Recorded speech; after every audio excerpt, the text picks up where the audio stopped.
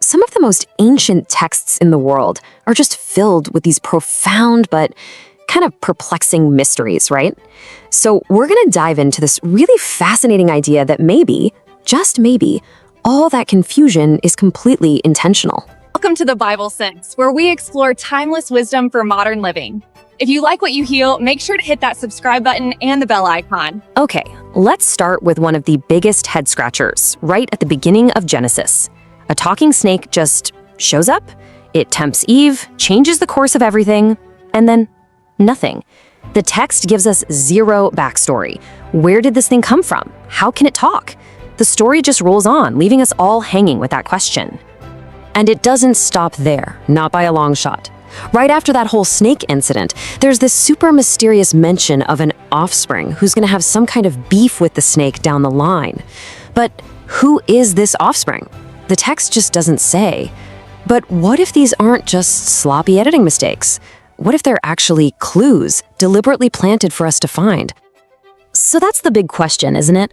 How are we supposed to look at these bizarre omissions, these little threads that have had people scratching their heads for centuries? Is this a flaw in the text, or is it actually a feature of its design? Well, there are really two ways to think about this. The first perspective is pretty straightforward. These are just errors. The text is incomplete, maybe it was poorly edited, or some details just got lost over thousands of years of being copied. But then there's this other, much more interesting idea, that these gaps are 100% on purpose, specifically designed to make us, the readers, stop, think, and get involved with the text on a way deeper level. So let's really lean into that second idea. What if these puzzles aren't a bug, but are actually the central feature? What could possibly be the purpose behind all this intentional ambiguity? This whole concept actually has a name, biblical ambiguity. And it's pretty much exactly what it sounds like. It's a literary technique where an author deliberately leaves details out. Now, the goal here isn't to confuse you. It's to force you to stop being a passive bystander and become an active participant in the story. So, this is the crucial point, the main argument here. These ambiguities are intentional. Just that one idea completely changes how you read the text, doesn't it? It means that every single time you feel a little lost or notice a piece of the puzzle's missing, you've actually just stumbled on an invitation from the author. And this is where it gets really interesting, because what does this mean for you, for the reader? Well, if the text is designed this way, your role completely changes. You're not just sitting in the audience anymore. You've been recruited. You're now an active detective on the case. The first thing a puzzle like this does is it makes you hit the brakes. I mean, you can't just skim past a talking snake with no origin story. You have to pause. You reread it. You think, hold on a second, what is happening here? And that's the first absolutely critical step of getting engaged. And this is where you start to transform as a reader. It's a process. First, you hit the puzzle. Then, because you're hooked, you slow down and refuse to just brush it off. And that makes you start searching the rest of the book for connections, for other mentions of snakes or that mysterious offspring. And finally, you become a partner in creating the meaning. You're the one connecting the dots. And that leads to the ultimate goal.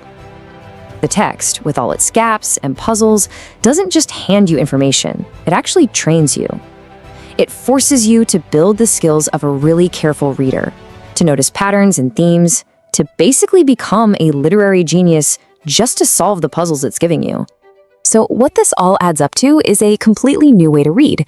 It's a huge shift from seeing the Bible as just a static rulebook or a history book to seeing it as this dynamic, interactive text that actually needs your participation to be fully understood.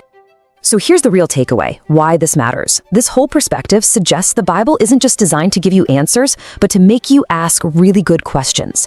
Those confusing gaps aren't mistakes, they are open invitations to go digging. Reading is no longer a passive thing, it's an active hunt for treasure, and your engagement is a key ingredient to unlocking its meaning. And that leaves us with one last, really provocative thought to chew on. If the Bible's very structure is meant to be a kind of literary puzzle, designed to be solved by a careful reader, well, it makes you wonder, right?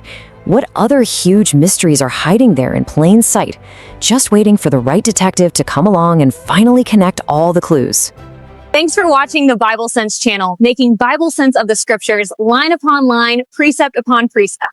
Like and subscribe for more.